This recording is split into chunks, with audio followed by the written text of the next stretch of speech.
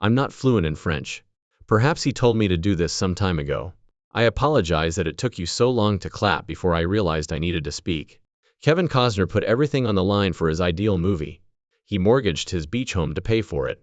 He chose to spend $38 million of his own funds in defiance of his accountants' entreaties. In any case, the first movie cost him more money than it brought in. He is now trying to complete the remaining parts by selling items and moving money around. According to his friends, he is currently flying blind. Find out what's truly going on when Kevin Costner becomes stuck in a nightmare. Kevin Costner was born in 1955 in the small Californian hamlet of Linwood. His parents were neither famous nor well off. He was descended from utility laborers and ditch diggers. His mom was a welfare worker. Kevin and his older brother Dan are the only siblings left in their family after the tragic death of their second brother during delivery. His family was multi-ethnic, including German, English, Irish, Scottish, and Cherokee roots.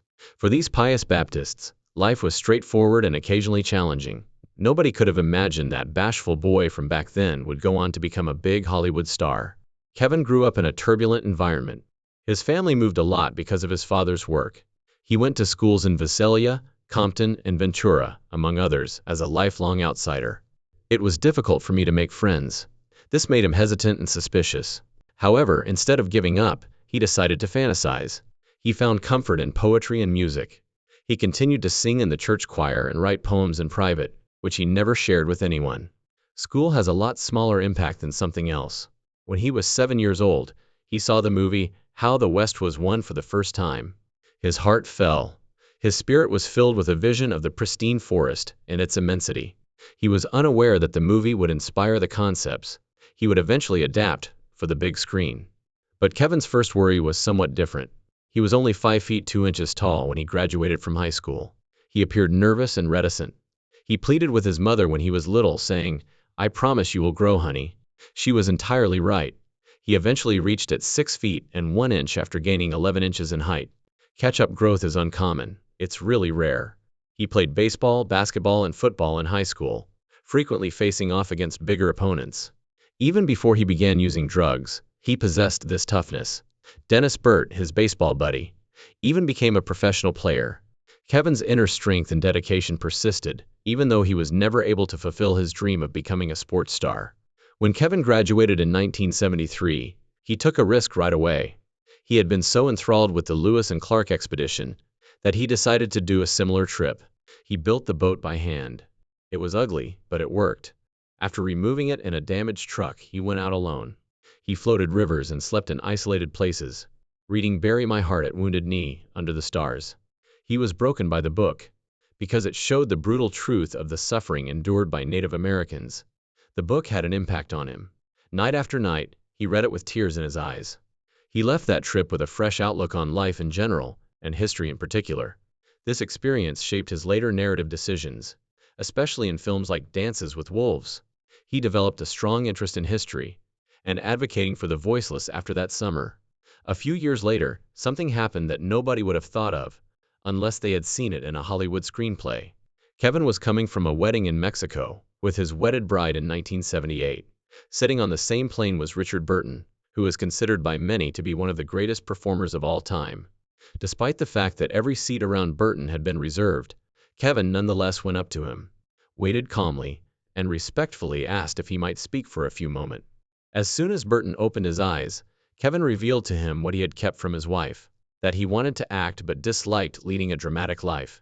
Burton remarked, "You have green eyes," while gazing at him. "My eyes have a green tint."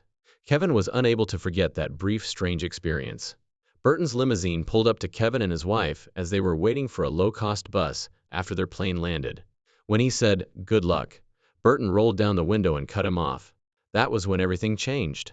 After just 1 month, Kevin quit his job in marketing.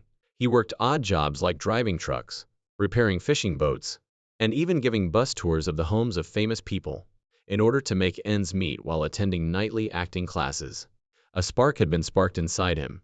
Despite his relative obscurity, he lacked direction, finances, and social capital.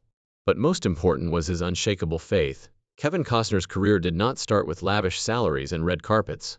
He began his career in the business with a film that he later came to regret, the low-budget movie Sizzle Beach, USA. in which Costner starred when he was desperate and penniless in the late 1970s, wasn't released until 1981, and by then, Costner had already begun to regret it. While filming an intimate moment for the softcore movie, Costner had an inward breakdown. He decided then and there that he would never do anything like that again, regardless of how long it took him to land a real job. That decision comes with a cost. For more than 6 years, he worked very little and made ends meet by taking on odd jobs and gigs. When he later sought to buy the rights to the movie so he could keep it secret, until he became well known and could use his name to sell tickets, the distributor even rejected him. The parts he did land had little bearing on his life. In the movie The Big Chill, he portrayed a man who dedicated himself. His character's death caused the others to reunite. All of the emotionally powerful flashback scenes that the filmmaker had filmed were cut out. Not a single scene remained. Only the first glimpse of his lifeless body was left. It was just his face, with no credits or lines. He never got his big break. Another door was just slammed shut on him.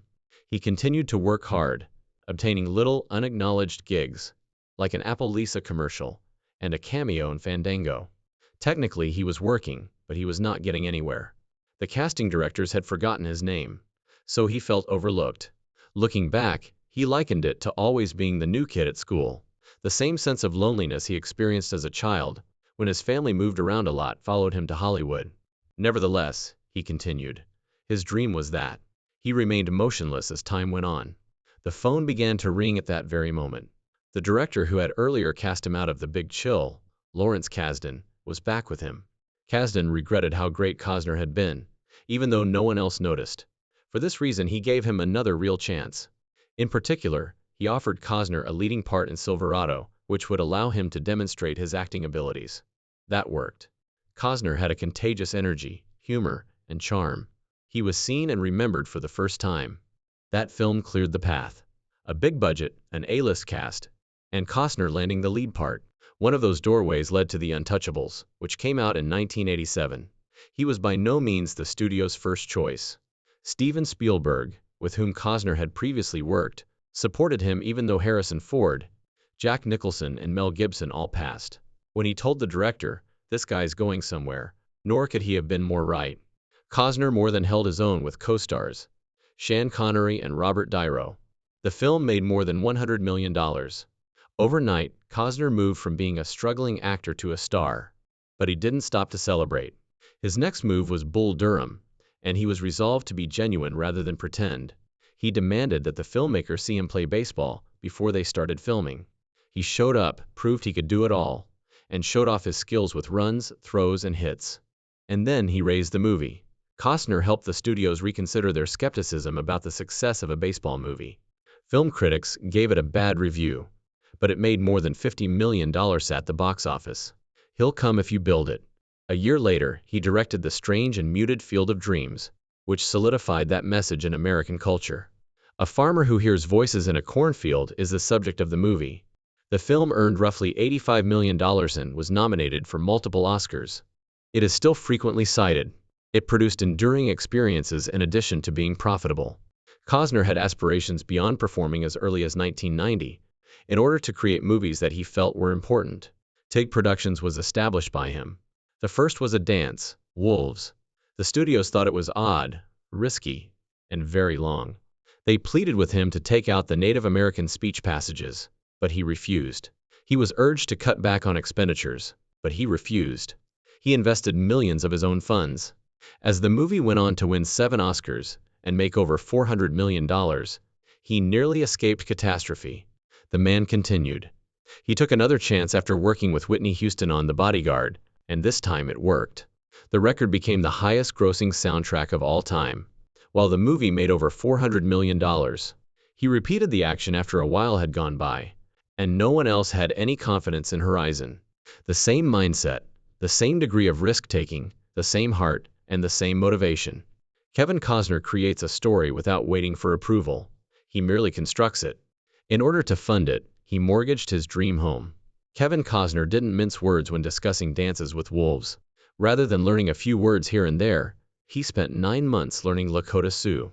It was necessary to shoot over a third of the movie in real Lakota, and it's true that he worked with Native American advisors. 2 other studios rejected the film, because of the dangerous choice. But Orion Pictures was prepared to take the opportunity.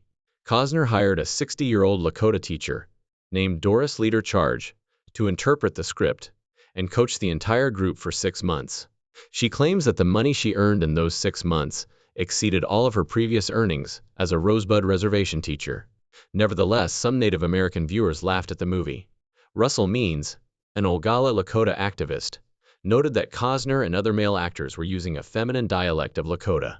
However, viewers paid attention because it was unusual for a Hollywood film to use an indigenous language so extensively. When Dances with Wolves made its Oscar premiere on March 25, 1991, in front of an estimated 43 million people, it took home 7 of the 12 potential Oscars. Costner became only the 6th person in history to win Best Director for a first film, in addition to being nominated for Best Actor. Scorsese's gritty mafia classic Goodfellas was clearly not as popular with the Academy as the sprawling frontier epic, but many critics still questioned if that was fair. Costner claimed he hadn't believed in himself, but the result was clear as he stood there holding his Oscar. Dances with Wolves became the first Western to win Best Picture in 60 years. Costner was unaffected by anything. After finishing Dances with Wolves, he played his first action game, Robin Hood, Prince of Thieves. He didn't have much downtime. He did most of the action alone, skipping the stunt doubles because time was of the essence.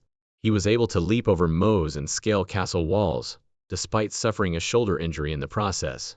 One of his wild exploits was jumping over a 10-meter-high wall with a catapult. They had to calculate the physics down to the kilogram in order to get everything just right, which meant that there was a force of about 5,000 kg. In between takes, a stuntman on a French set reportedly offered to go mushroom hunting. Costner dismissed it, especially since a sword fight scenario was on the horizon. He told Nick that because he had eaten mushrooms, they would be fighting in an hour. The exhausting castle climbs had to be repeated numerous times due to the screams of Heathrow Airport jets. It takes wrecking. John F. Kennedy came next. It was more than a piece. The struggle was enormous. Costner played the role of Jim Garrison, a New Orleans district attorney who believed there was a conspiracy to conceal Kennedy's murder. The filmmaker, Oliver Stone, spared no punches. The FBI, CIA, the military, and the vice president may have been involved, according to the video. Months before it was released, it was criticized by government officials, journalists, and historians for being detrimental, which sparked a debate. But Costner refused to back down. Any discussion of what might be the truth can only make us freer, he told Time magazine in response to such questions. He continued by saying that it felt liberating to simply ask them. He wasn't attempting to disprove Garrison's performance. All he needed was for the audience to believe him. It yielded the intended outcome. After the film's December 1991 premiere, the U.S. government ordered the public release of classified JFK assassination evidence in 1992. However, Costner could have made the best choice of his career with The Bodyguard, released in 1992. He could have kept the $10 million right away, but instead he risked the film's success by requesting a share of the profits. Furthermore, he patiently waited a full year for Whitney Houston's calendar to clear before casting her, since he thought she would be perfect for the role. That dude was right on the money. It made $16.6 million in its first weekend of release on November 25, 1992, which also happened to be the same weekend as Disney's Aladdin. In the end, it brought in $410.3 million worldwide, with about $21 million coming from Japan alone. In that nation, it became Warner Brothers' biggest hit. Costner received more than $20 million and possibly $30 million from the box office and song royalties. Both financially and in terms of legacy, the Grammy-winning record, which included Houston's iconic performance of I Will Always Love You, sold over 50 million copies. Costner had won his bet. Up until 1994, when his career started to take a nosedive, Kevin Costner was a major player in Hollywood. Waterworld, his failure that was meant to be his huge hit, was the beginning of it all. Regretfully, things went terribly wrong. There was more than just rain when a hurricane hit Hawaii while the movie was being filmed. It wrecked a $5 million floating set, and it wasn't even the most expensive one. The main set, the Atoll, was 4 miles long and wide, weighed over 1,000 tons, and was valued at $22 million. Steel had to be transported in from California. When Hawaii ran out of it, Costner nearly died when shackled to a mast. The stunt coordinator was admitted to the hospital after suffering from compression sickness, and his co-stars were thrown off a boat. It started with a $65 million budget. After then, it soared to $17.55 million, $135 million, and $100 million. When you factored in $60 million for marketing, in 1995, the danger increased to an astounding $235 million. The production cost of Independence Day was a mere $75 million. Waterworld began to be referred to as Kevin's Gate and Fishtar. However, the damage was done, and home video finally brought in money. He was more than just an actor now. He was now a farce. Then there was the dispute with the movie's director, Kevin Reynolds, who was formerly a Robin Hood friend. After 133 terrible days, Reynolds made the decision to leave. Kevin should direct himself, he said scathingly in his leaving remarks, and Costner followed through. Around the same time, his 16-year marriage ended, and he saw the entire movie by himself. There are rumors that his own suffering affected his starting behavior. The tabloids gorged themselves on it. The problem was made worse by speculations that Costner wanted to hide his thinning hair by getting digital hair. The tale continued despite his denials that he had ever been intoxicated or high. He was made fun of and accused of being conceited and challenging. He couldn't shake the diva image that it had established in him. 2 years later, he tried again with The Postman. It was far more destructive. He received nominations in every category. The movie earned Worst Picture, Worst Actor, and Worst Director. It's the most unusual incident ever. By 1998, his critics want more than just boredom. They want him out of their group. Nevertheless, he persevered, making a comeback in 2003 with Open Range, a touching traditional Western free of frills and fireworks. He directed it himself and co-starred with Robert Duvall. Even though it only spent $26 million, its worldwide earnings exceeded $68 million. He gambled on himself, and it was profitable. Later, in 2007, he shocked everyone by appearing in Mr. Brooks. Not a hero or a cowboy, but a killer with a beautiful smile. That was his game. It proved to be one of his most fulfilling experiences, in spite of the gloom and anxiety. His seemingly innocuous manner scared you away. That worked. In 2012, he started earning Emmys. It showed the real, dark, and vicious Hatfields and McCoys. After almost turning down the role 3 times, Costner submitted a masterclass. Over 14 million people watched the premiere. Hollywood had faith in him again after he won Best Actor. But he continued. When filming Hidden Figures in 2016, he was in terrible pain from kidney stones. To get through it, he took morphine. He kept working out every day despite the pain, which resulted in bruises on his arms. Then he rolled down his sleeves and fired again. Then came Yellowstone in the year 2017. Taylor Sheridan came up with the concept for Costner's portrayal of John Dutton. Costner reluctantly accepted a 1-season contract with various conditions. However, the program steadily gained popularity after its 2018 launch. Although it did not garner any significant awards, viewers responded well to the show. With $500,000 per episode in his first season, his pay was enormous. But as the show became more popular, his income increased dramatically. His profits per episode in Season 5 totaled $1.3 million. He would have earned $18.2 million from just 14 episodes in a single season at that pace. And it was still insufficient. In 2023, he reportedly asked for $1.5 million for each episode. His lifelong dream, to write an American saga called Horizon, was likewise well on its way. This did not sit well with the program's producers. Due to scheduling issues, 8-week shoots have turned into 12-week commitments. Initially, Costner had planned Horizon for Yellowstone's off weeks, but those dates kept shifting. When the producers offered him a deal that was halved, and only included seasons 5A and 5B, rather than entire seasons, everything fell apart in early 2023. No, Costner answered, as he turned to face Horizon. That was hardly a noble choice, and it killed off John Dutton. The mid-season debut in November 2024 surprised fans. Dutton's body was found in a bathtub with a message next to it. At first, it seemed to be a suicide, but 2 episodes later, the truth came out. 3 hitmen sent by Sarah Atwood killed him by suffocating him. It was a staged suicide. They made an unsuccessful attempt to remove the note that was left behind. By case, the disparities were observed. Sarah Atwood was shot twice at a reunion with Jai, once in the head and once in the chest, while a homicide inquiry was underway. Costner learned that his final program had aired the next day. In an interview the following morning, he came clean, stating, "I heard it's a suicide. It doesn't inspire me to go watch it." He had previously offered Dutton 2 possible endings, but all were turned down. Costner publicly disregarded the show's choice and proceeded with his own. Even if the rest of the cast was earning $200,000 per episode, Costner was still able to collect about $24 million in the last season.